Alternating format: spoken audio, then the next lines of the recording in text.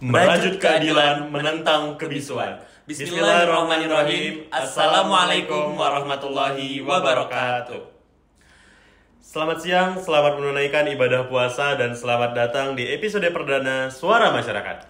Podcast ini adalah panggung untuk memperjuangkan keadilan, menyuarakan aspirasi, dan mendorong perubahan yang mendalam bagi kita semua. Karena kita meyakini bahwa setiap individu memiliki peran penting dalam merajut benang keadilan di tengah realita yang terkadang penuh dengan keheningan.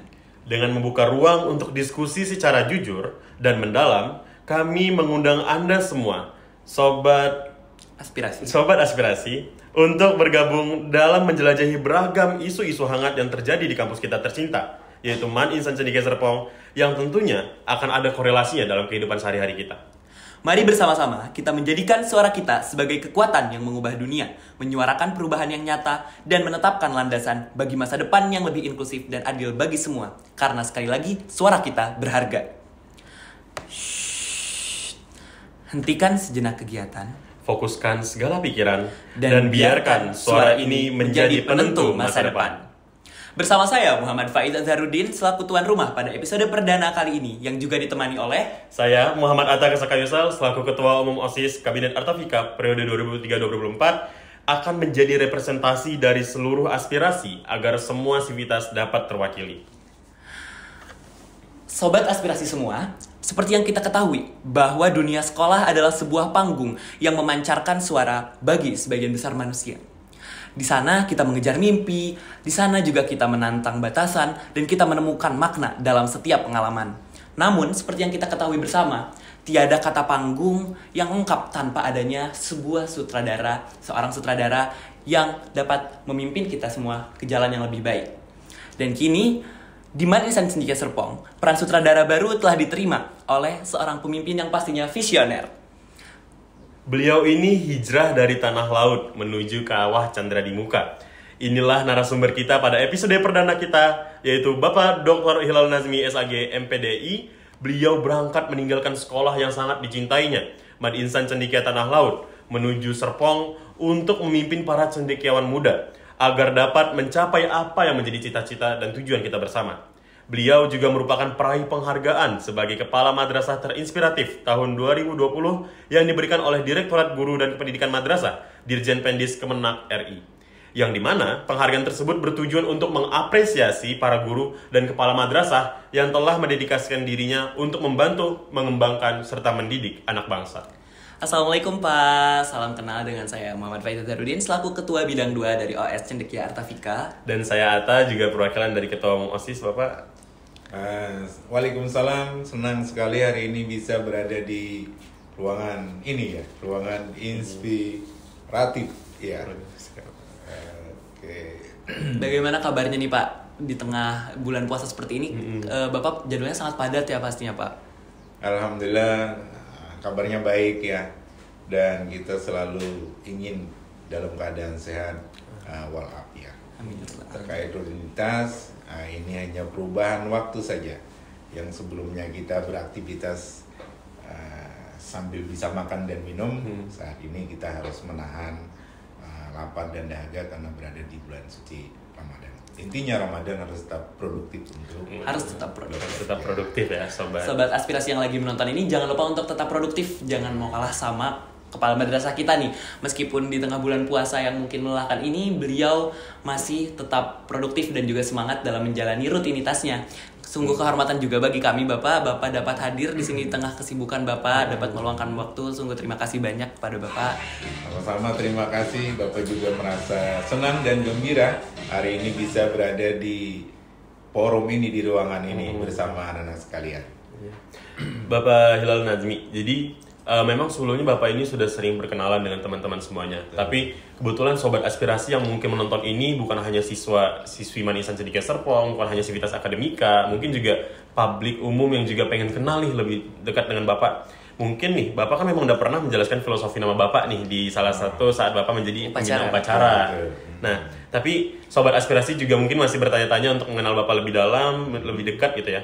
Mungkin apa sih Pak, mungkin Bapak bisa jelasin apa sih filosofi nama Bapak dan kenapa nama itu sangat berarti bagi Bapak gitu. Iya. Nama yang diberikan oleh orang tua ke saya, ke Bapak adalah Hilal Nazmi ya. Hilal itu kalau diartikan ke bahasa Indonesia, dari bahasa Arab, artinya adalah bulan yang baru muncul atau bulan yang baru lahir, atau biasa disebut dengan bulan sabit. Sedangkan Nazmi itu adalah bintang kecil. Jadi bulan sabit dan bintang kecil. Tentu semua orang mengetahui bahwa bulan yang baru lahir itu cahayanya tidak bisa menyinari semua ruang dan semua benda yang ada di permukaan bumi, karena untuk dirinya sendiri saja itu belum cukup, apalagi untuk menerangi orang lain. Tetapi filosofi nama yang kemudian orang tua Bapak sampaikan dan kemudian itu adalah menjadi motivasi bagi diri kita adalah ketika dia diawali dari sedikit, maka kita bisa bergerak menuju ke arah yang lebih banyak. Kalau hari ini kita mendapatkan bulan sabit, mudah-mudahan bulan sabit ini dapat menjadi bulan yang sempurna, dapat menyinari dan bermanfaat oleh orang lain. Kira-kira begitulah. Masya Allah. Keren banget ya, Is, ya. Keren banget Atta, dari filosofi namanya berarti dari bulan sabit. Jadi bulan sabit terus nanti bermanfaat bagi kita semua. Tapi mulai dari yang kecil. Dari yang kecil, seperti kalau kita mau mencapai suatu kesuksesan tuh butuh step by step. Iya, jadi nggak bisa langsung tiba-tiba gitu kan. Benar. Nah, kira-kira sih Mbak, bagaimana kesan pertama Bapak saat pertama kali menjajakan kaki di lingkungan Man Insan Cendekia Serpong ini, Pak? Bapak ke Insan Cendekia Serpong ini ada yang ke 7 kali kali ya? 7 kali. 7 kali. Kemarin itu kan datang ke sini karena ada kegiatan, menghadiri undangan, kemudian koordinasi dan silaturahim kepada kepala madrasah yang di masa itu ya. Nah, kalau ditanya bagaimana perasaan Bapak ketika Bapak datang ke sini dan hari itu bakal dilantik untuk menakhodai Man Insan Cendekia Serpong, terus terang perasaannya campur-campur ya. Ada rasa ini adalah sebuah amanah yang harus diambil dan dipertanggungjawabkan. Kemudian ada juga rasa khawatir bahwa ini bukanlah perahu kecil yang biasa Bapak tumpangi setiap harinya, tapi ini adalah kapal besar, bahkan kapal pesiar di dunia madrasah dan di Indonesia. Tentu pengalaman sebagai nakhoda di kapal kecil itu tertantang untuk bagaimana bisa memegang setir di sebuah kapal besar atau kapal pesiar. Jadi perasaannya itu campur-campur, ada rasa wah sanggup nggak ya gitu kan. Tetapi kalau sudah Tuhan mentakdirkan di sini, berarti Tuhan akan mengawal perjalanan nakhoda ini bersama dengan para penumpangnya. Jadi nano-nano gitulah. Nano ya.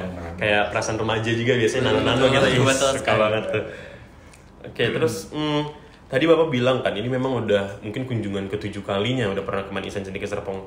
Tapi menurut Bapak sih dari pendapat Bapak sendiri, ada nggak sih Pak perbedaan antara Man Insan Cendekia Serpong dengan Man Insan Cendekia Tanah Laut dari segi lingkungannya, atmosfer belajarnya, atau mungkin kebiasaan siswa dan lain-lainnya gitu? Oke.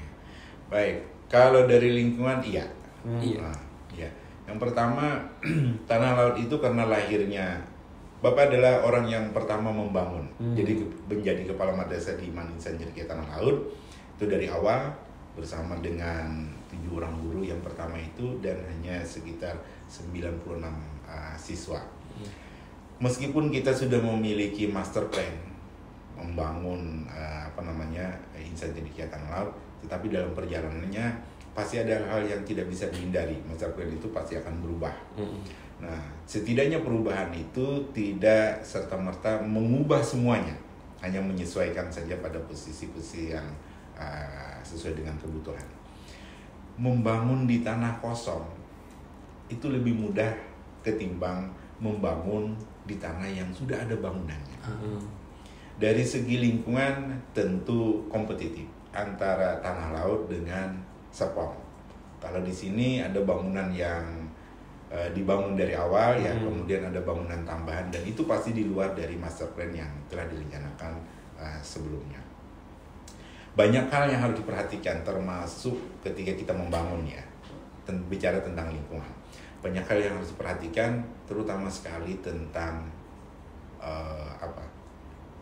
ketika hujan di lokasi tersebut atau di kampus kita hujan, maka air hujan ini akan mengalir hilirnya kemana. Itu sangat penting, karena kalau air hujan tidak tertata alirannya ke hilir, maka itu akan mengganggu banyak hal. Satu, keindahan lingkungan, kebersihan lingkungan, kemudian nanti akan muncul penyakit. Apa itu? Nyamuk pasti akan berkembang dan berbiak. Berkembang dan berbiak. Nah, kemudian selanjutnya nyamuk akan pasti mengganggu kita sebagai orang yang tinggal di sini. Maka akhirnya bisa jadi yang seperti kasus-kasus di musim hujan itu biasanya ada DBD dan seterusnya. Ini kenapa? Karena adanya penataan yang belum komprehensif. Jadi kalau ditanya mana lingkungannya, di sana lebih mudah menatanya karena di lokasi kosong. Kalau di sini tentu punya tantangan karena sudah ada bangunan-bangunan yang berdiri megah. Kalau Rindang kurang lebih rindangnya sama. Sama. Padahal di situ hanya 6 tahun. Kenapa? Karena waktu awal kita membangun, kita pengadaan pohonnya itu tidak dari kecil. Kita udah yang 3-4 meter beli. Nah, jadi teman-teman dulu tanya ke Bapak, Pak, kenapa beli pohonnya yang 3-4 meter? Ya supaya ketika nanti kita selesai di sini, ini pohon sudah rindang. Tapi kalau kita tanam dari bibit ya yang tingginya 50 cm ya, kita terakhir di situ, selesai di situ, kampus masih gersang. Jadi kita menikmati apa yang kita tanam. Iya betul. Apakah itu pohon yang hanya berfungsi untuk memberi teduh ataupun tanaman yang produktif seperti buah-buahan. Artinya kita sempat menikmati dari apa yang kita tanam di situ. Teman-teman sobat aspirasi bisa diambil kutipannya tuh, keren banget. Nah selanjutnya nih Pak, kalau ngomongin tentang bangunan, berarti Bapak kira-kira udah punya tempat favorit gak sih Pak di lingkungan Manisan Cendekia Serpong ini, yang mungkin bisa buat menikmati senja, buat atau healing gitu ya. duduk-duduk, santai sejenak. Baik, kalau terkait tempat, bagi saya dimanapun akan merasa nyaman. Mengapa?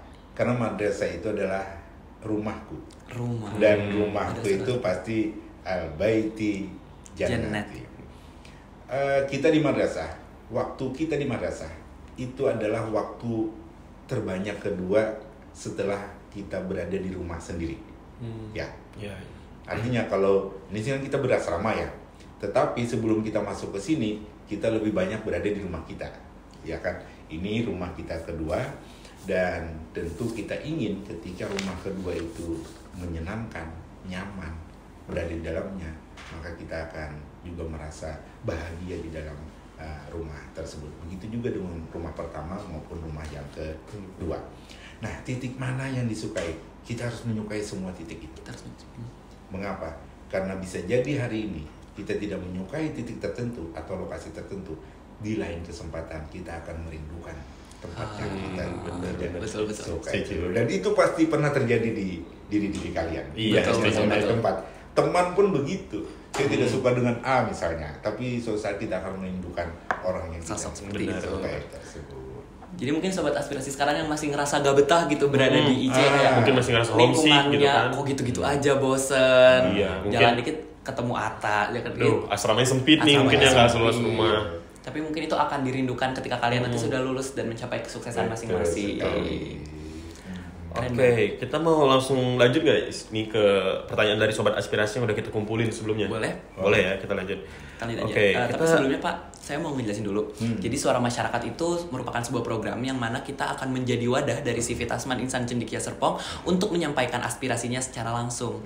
Jadi nanti mungkin kita mengetahui bersama ya bahwa siswa-siswi Insan Cendekia Serpong itu berpikirannya sangat kritis. Namun terkadang mungkin bingung bagaimana cara menyalurkan aspirasi tersebut. Disitulah kami hadir sebagai wadah bagi aspirasi-aspirasi tersebut dan akan kami salurkan kepada narasumber yang terhubung. Jadi kita akan mulai saja langsung ke pertanyaan dari para Civitas. Insya Kita Allah. mulai dulu ya, pertanyaan-pertanyaan dari Sobat Aspirasi. Yang pertama, Jadi ada yang nanya gini nih Pak, Bapak ketika ditawarkan menjadi Kepala Madrasah Man Ihsan Cendekia Serpong, kira-kira apa sih Pak hal yang melatar belakangi Bapak sendiri sampai hingga akhirnya Bapak berkeputusan untuk menerima tawaran tersebut dan sekarang jadi Kepala Madrasah kita gitu? Oke. Sebenarnya bukan ditawari. bukan ditawar. Bukan tawari. Ya, bukan ditawari. Jadi ketika Man Ihsan Cendekia Serpong ditinggalkan Pak Basit ya melanjutkan pengabdiannya di Kementerian Agama Pusat, maka yang terjadi di Serpong ini adalah kekosongan kepala madrasah. Nah, waktu itu karena belum tahu kapan ini kepala madrasah ditimpakan hadir, sementara kebutuhan administrasi harus tetap jalan, maka ditunjuklah PLT pelaksana tugas kepala madrasah. Dalam masa rentang PLT tersebut ada yang bertugas sebagai PLT di sini, maka Direktorat GTK Madrasah itu mengundang 3 kepala Man Ihsan Cendekia yang menurut mereka masuk dalam radar yang bakal dipromosikan untuk menduduki kepala Man Ihsan Cendekia Serpong. Oke. Jadi kalau boleh saya sebut ya, Apa aja tuh Pak? yang pertama kepala Man Ihsan Cendekia Pekalongan. Pekalongan. Kemudian yang kedua kepala Man Ihsan Cendekia Pasuruan, Pasuruan. Jawa Timur ya. Kemudian yang ketiga kepala Man Ihsan Cendekia Tanah Laut. Bapak. Nah, ya kami bertiga ini diundang ke Jakarta untuk apa? Interview. Ya mungkin ingin mengetahui jika Anda diberi amanah di Serpong, apa yang bakal Anda lakukan, kira-kira seperti itu pertanyaan-pertanyaan. Bagaimana Anda bisa berpisah dengan keluarga, kan ini menyangkut apa Benar, ya, keluar dari LDR. zona nyaman ya. Benar. Nah itulah hal seperti yang ditanyakan, dan kita tidak memprediksi bahwa Bapak, nah ini sekali lagi bahasa kita itu ini bahasa Banjar ya, bahasa Banjar untuk menunjukkan saya, tetapi dengan Kita itu ya, saya. kita itu adalah saya. Belajar bahasa baru. Kita tidak memprediksi bahwa yang terpilih itu adalah dari Kalimantan Selatan, karena yang di Jawa Tengah Pekalongan itu luar biasa, kemudian yang di Pasuruan itu Jawa Timur juga luar biasa. Semua kepala madrasah tentu mempunyai kelebihan masing-masing, dan sebagai manusia tentu juga ada sisi-sisi kelemahan. Oke, jadi Bapak menerima undangan pelantikan itu hari Sabtu, tanggalnya pelantikan kemarin tanggal 19, 18, 17 hari Sabtu. 17. Bapak di KKM, penilaian kinerja kepala madrasah di sana oleh Subdit GTK Madrasah. Kemudian Bapak juga didatangi oleh staf Ortala, organisasi hukum dan tata di Kementerian Agama Pusat itu, Ortala, didatangi ke sana. Sampai mengantar tamu itu pulang, itu tidak ada informasi bahwa Bapak yang bakal dilantik. Itu hari Sabtu. Jadi pagi subuh jam 6 pesawat pertama dari Banjarmasin itu Bapak nganter dari Ortala ke bandara. Kemudian balik lagi ke hotel karena ada lagi yang dari Subdit GTK itu yang penerbangannya jam 10. Habis nganter yang penerbangan jam 10, Bapak bersama tim kembali ke Tanah Laut, karena dari Tanah Laut ke bandara itu kurang lebih 1,5 jam. Itu sampai di Tanah Laut, karena di jalan tadi ada makan siang, ada sholat dan seterusnya, sampai ke Tanah Laut itu setengah 3 sore atau jam 14.30-an. Di situ begitu sampai di Tanah Laut, masuk ke ruangan, buka handphone, saya tertuju pada nomor yang jarang sekali mau WA saya. Ternyata setelah dibuka itu adalah undangan untuk pelantikan. Tempatnya di sini pelantikan. Tapi Bapak waktu itu belum ngeh kalau itu ditempatkan di sini. Karena bisa saja tempatnya di Serpong, tetapi yang dilantik 2 atau 3 orang. ya. Berbarengan gitu Pak ya? Iya, berbarengan. Untuk nutup misalnya ya, si A ini dipindahkan ke Serpong, si B dipindahkan ke yang ditinggalkan si A, kan bisa jadi begitu ya. Iya, silang. Jadi waktu itu Bapak belum mengerti, belum paham ini untuk jabatan di mana, belum. Sampai akhirnya menjelang waktu pelantikan jam berapa itu, jam 1 siang kalau tidak salah. Bapak tidak melihat ada orang lain lagi yang hadir di situ, maka Bapak meyakini bahwa ini adalah satu-satunya kepala madrasah yang dilantik, dan itu adalah Insan Cendekia. Masya Allah. Surprise banget berarti ya Pak ya? Iya, jadi tidak ada pemberitahuan bahwa kita, padahal baru ketemu orangnya yang diantar ke bandara jam 6 pagi, penerbangan pagi itu tuh yang ngirim undangan. Ternyata itu ya. Ternyata itu yang Terus ngirim. Bapaknya Sabtu itu langsung pergi lagi ke Jakarta? Tidak. Hari apa? Bapak perginya hari Minggu. Oh, hari Minggu. Minggu siang. Minggu siang. Nginap di sini teras kota ya. Kemudian malam itu Bapak sudah ada komunikasi, Pak Ihsan mau hubungi Pak Hilal besok jam berapa penerbangan. Rupanya Pak Ihsan sudah diberitahu ada pelantikannya. Cuman belum tahu ini yang dilantik ada berapa orang. Besok jam berapa? Saya bilang saya sudah di BSD karena tidak mau mengambil risiko besok pagi pesawat delay, takut delay telat atau ya. macam-macam. Lebih baik berangkatnya lebih awal, 1 hari. Itu. Baik. Oke. Selanjutnya Pak, ada sobat aspirasi lagi yang bertanya nih. Bapak Hilal Najmi selaku Kepala Madrasah Ahmad Ihsan Cendekia Serpong yang baru tentunya pastinya memiliki program kerja atau gagasan yang akan membangun Ahmad Ihsan Cendekia Serpong ini menjadi semakin baik dan berkembang. Kira-kira bisa nggak Pak, bisa dijelaskan secara singkat dan padat aja, kira-kira program kerja apa sih yang telah Bapak rencanakan selama masa jabatan ini? Baik. 1 bulan ya, 1 bulan Bapak berada di sini, tentu belum bisa mempetakan semua apa yang harus dilakukan. Mengapa? Karena Bapak lebih konsentrasi melihat, mendengar, mengamati, kemudian riset kecil-kecilan apa yang harus saya lakukan ke depan. Tetapi semua orang pasti tahu lah tentang Insan Serpong ya. Pak Direktur sewaktu melantik itu sudah menyampaikan ke kita semua kurang lebihnya begini. Pak Hilal, Insan Cendekia Serpong ini sudah paket lengkap. Paket lengkap. Iya. Kalau sudah paket lengkap itu artinya tidak ada sisi-sisi yang yang harus diragukan lagi. Betul.